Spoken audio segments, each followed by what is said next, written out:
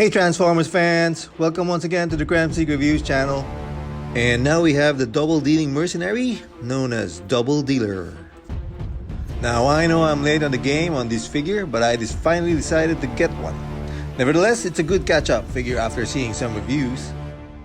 So this is another G1 character and a triple changer at that. The figure with an outform symbolic of the 80s era. No, I don't mean that Cold War mobile ICBM launcher. But the other one, the alt mode, the Falcon, with a phallic undertone on its belly that only toys in the 80s can get away with. So mine's got a bit of some blemish on the left side of his chest, as you can see here. Some quality issues, but overall the details for this figure is really nice. The color combination is very accurate in the G1. It's got those painted sides on his legs as well. And it's got that red tinted cockpit look to it. And if you flip this, yes, you can change his faction from the Decepticon to the Autobot. And his back, well, all the parts are flushed in perfectly there. So the wings, even the stand, they're all fitted in. So let's take a good look at his details in his robot mode. He's got that G1-ish head sculpt, of course. I think it's the best look of him compared to the previous toys that was released. So he comes with a lot of accessories. His ballistic missiles that splits into two as a gun and a shoulder weapon. Small rifle gun, a radar pod type accessory, two rocket cluster launchers. It's just a shame that they didn't come with Knok and Skar. They were not included in this as a set, but rather you have to get them from the Generation Select Soundwaves Spy Patrol cassettes, which they are now, and not as engines like in the original G1. And here are his rocket clusters on the side of his legs. His chest also opens like this. And this part here, you can also use it as an accessory for Skar. Make him look like an engine from the G1 Powermasters. So here's a rat bat, just a representation for Skar or Knok that you can fit in there, a cassette on his chest like that. So that's about it with his accessories for now. Let's put them all back and bring these clusters on the side. So either way you prefer it, you can always put these things in whichever rounded holes and peg him with. You can put these accessories like this if you want to, like a Megatron or Galvatron. And of course the shoulder cannon effect. So yep. Articulation wise, we have a good old head rotation. He's in a ball jointed peg, but it's tight and doesn't have much space to look up or down. He's got arm rotation and moves outwards as well. Has bicep swivels, of course. Elbow is double jointed. He's got wrist rotation too. He's got waist rotation, thigh swivel, and can do splits as well. Knees bend and rotate due to the transformation. His feet got a little slide of ankle rocking on the outside. So now let's do the process of transforming him. So first we remove his accessories, of course. Take these guns out, these rocket launchers, these radar pod or something. Get it out of the way. And we're going to transform him into his mobile launcher. So we also take this out from the backpack. And make sure that the wings are folded, that it doesn't get in the way under the chassis. So I'm just checking it like this. So yep, okay. So now we're going to transform him into his truck mobile mode. So first we flip out this part of the shoulder, but we leave the wheels behind as part of the shoulder still.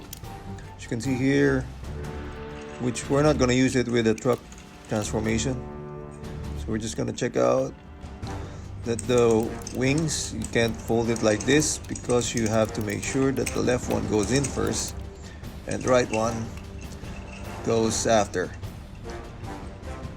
And once you've adjusted his flaps, sometimes he just gets in the way or feel like it gets in the way. So you fold him there, his chest part, and make sure that the chest cover is downwards. And there's a stab here for the arms, and it tabs there on the top part of the shoulder. And do the other shoulder as well. Fold these hands in, rotate this forearm, and tab it there on the shoulder, like that.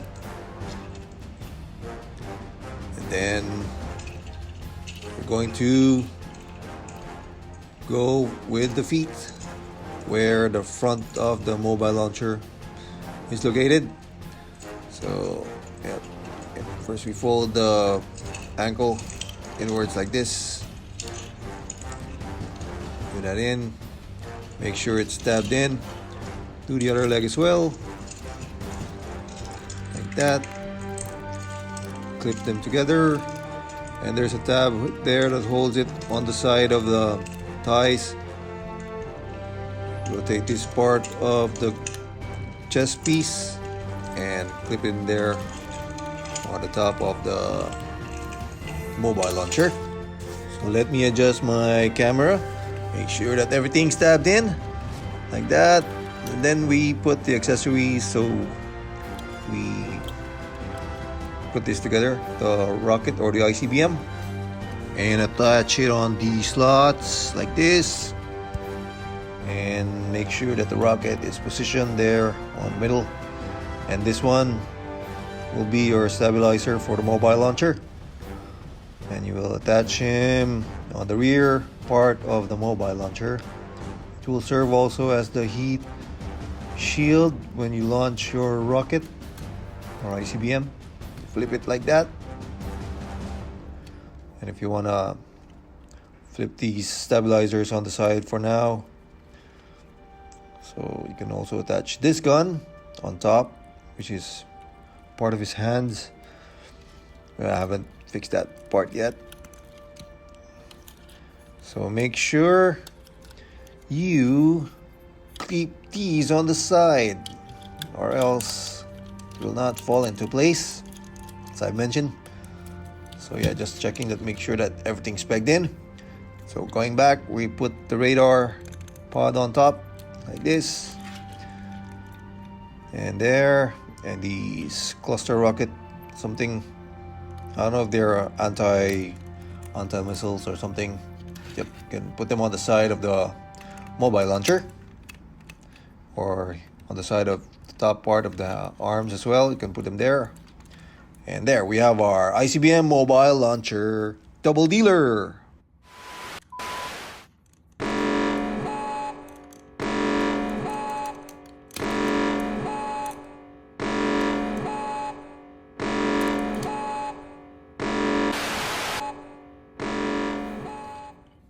So with that, we have a reminiscent of the Cold War era, where people were really paranoid back then. So this part you can take out, as you can see here, and attach it.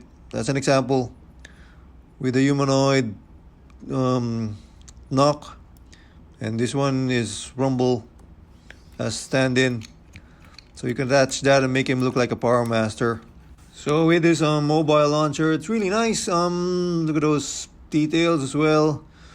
Maybe I should paint those tires or the rims, make it, add some details to it. But yep, it's a very nice alt mode for Doubledealer. Very classic, very G1. It's like a Russian ICBM mobile launcher. So now we're going to do the next process of transforming him into his another alt mode, which is the Falcon. So first we take out the accessories once again. Take out these rocket, these stabilizers, these rocket cluster or defense system, and you have to flip this part of the shoulder this time, like that, because that's where the Falcon's feet is going to be. It's got that purple talons as well. You spread out these wings like this, and it's ratcheted, as you can see and hear it even. Flip these out and make sure you bring out the Falcon head by rotating it like this. and then close it once again like that, and make sure that this part of the forearm, so you have to rotate this like that,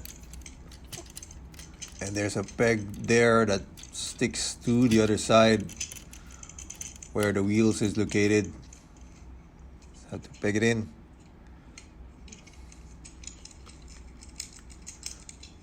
And then we have to do the tricky part from the legs.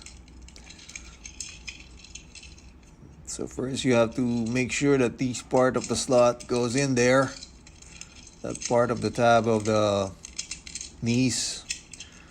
So you have to push it in. It's very tricky, very hard to do so. But I think that's the only hard part when you're transforming him into his Falcon mode. You see here, you have to really push it real hard like that. Make sure that the peg on the sides will align to the side of the rib part of the robot. So make sure that's pegged right in there. And once everything's pegged in and aligned, you have your Falcon. See, you can have that purple talons as well as his feet. Like that. And it's got some articulation on his wings as well. And this will serve as his tail feather. And you can attach it like that. But it's very loose, so it's better that you attach it with a rocket, which also serves as a tail feather, like in the G1 toy as well. And you put the stabilizers on the side, cover the wheels if you want to, and of course the rocket is there. And make sure that his feet is cleaned up, and you have to tab it in there on the bottom of the Falcon. This radar pod and these launchers, you can also attach it underneath the Falcon like that. Angle, my camera angle, sorry guys. So yeah, you attach it on the side like this.